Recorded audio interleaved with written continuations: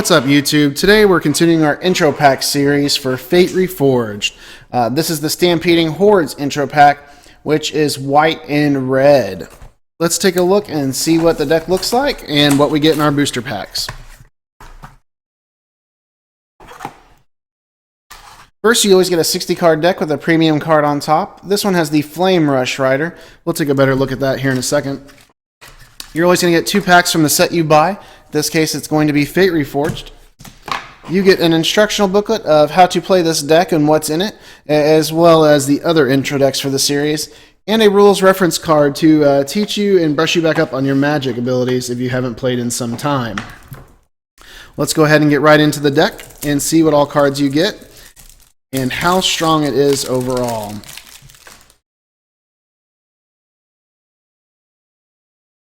Alright, right off the bat is that premium Flame Rush Rider. It's a 5 mana cost 3/3. Whenever the Rider attacks, put a token onto the graveyard tapped, and attacking that's a copy of another target attacking creature. Exile the token at the end of combat. Basically gives you another creature during that combat phase. Also has a dash ability of 4 mana, 2 uncommon and 2 mountains. If you pay its dash ability, it gains haste, and it's returned from the battlefield to the owner's hand at the beginning of the next end step.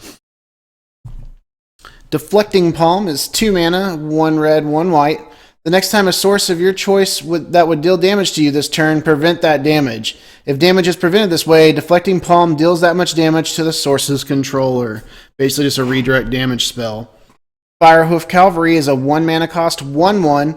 You can pay 4 mana, 3 uncolored and 1 mountain, and the cavalry gets +2/+0 and gains trample until the end of turn.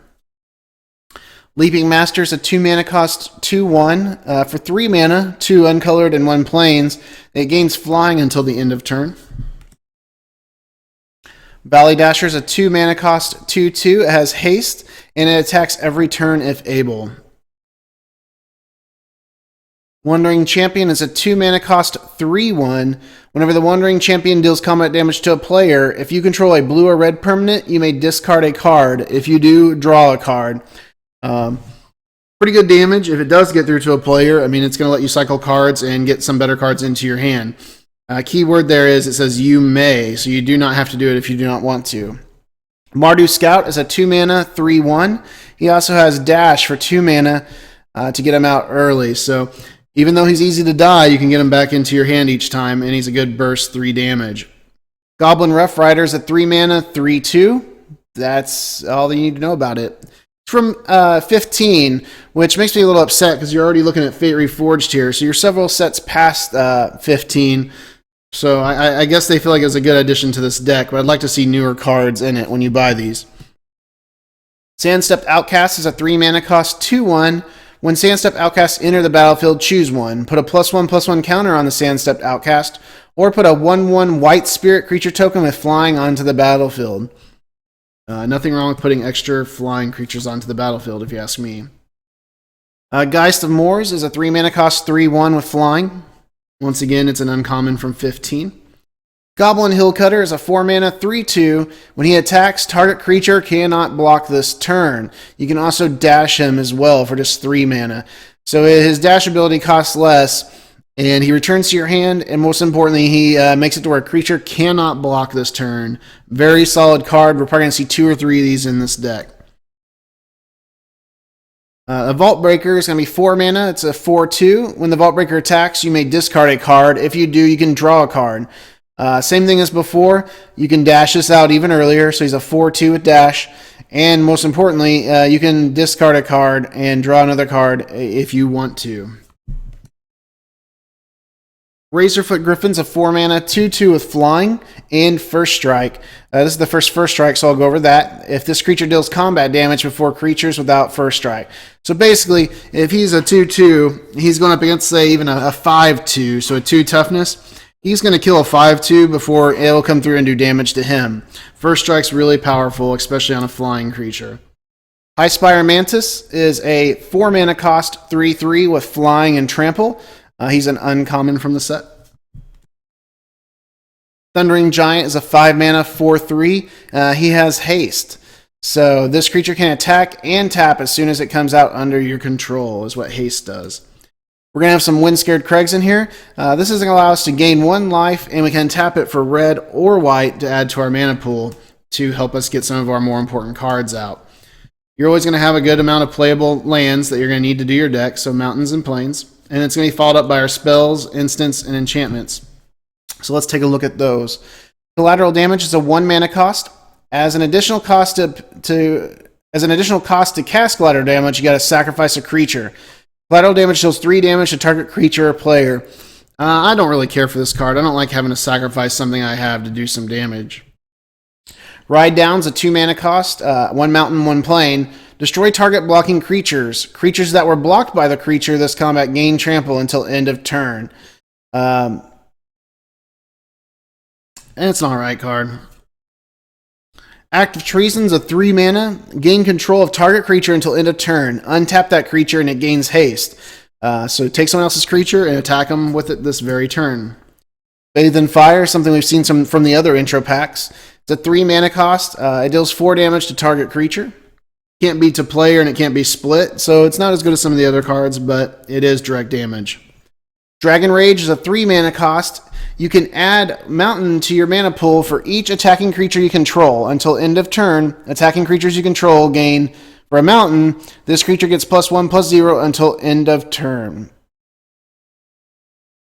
So basically, everybody's attacking can get mana. You're going to get mana for each person attacking, 1 mountain, and then you can use that mountain to all give them +1/+0. So, pretty solid card for an instant. Warflare is a 4 mana cost. Creatures you control get +2/+1 until end of turn, and untap those creatures. Pyrotechnics is 5 mana and deals 4 damage divided as you choose among any number of target creatures and or players. Now, see, I'd like to see a couple of these instead of the card we had earlier. The Dragon Fire, I believe, just because it allows us to direct the damage better on the board. Heat Ray is 1 mountain and X. It deals X damage to target creature. It's from 15, so it's a little older, but it allows us to do the damage we need with the bare minimum of mana to do it. That's going to be it for that deck. We'll go back over our premium card one last time so you can take a look at that. And once again, this is for the Stampeding Hordes intro pack for Fate Reforged. We'll go over our booster packs and we'll see what we can get. Really, we want to pull an Ugin, a fetch land, and there's a couple other really random cards. A Soulfire Grandmaster. We'll just see what we can come up with. Whisperwood Elemental would be nice. Monastery Mentor. We're always going to skip past these commons. Everybody's seen a ton of them. And then we will go straight into the Wild Slash as the first uncommon. Noxious Dragon. Guess I pull it back a little bit so you can see its damage. Our last uncommon is Fascination. And the rare or mythic in our pack is a Rally the Ancestors. This is not a very good one. For X and 2 planes, return each creature card with converted mana cost X or less from your graveyard to the battlefield. Exile those creatures at the beginning of your next upkeep. Exile Rally of Ancestors. Pull some stuff back from the graveyard. Pretty blah card overall. And we just pulled a normal land and a tip card. So let's hope we have better luck in the second pack. Once again, guys, if you like seeing these intro packs, make sure you hit that subscribe or like button. Leave some comments down below if there's something you'd like to see better, something you'd like to see opened. We're definitely going to be trying to be opening anything and everything we possibly can for some of these sets as I'm getting caught back up with Magic. So it helps me out, so I'd appreciate it if you do that. Our first uncommon is Fruit of the Tree. Fruit of the First Tree. Let's get that right. Valorous Stance. Winds of Calcisma. And our rare or mythic, Shamanic Revelation. Not too bad of a card. It's a 5 mana, 3 uncolored, 2 forest.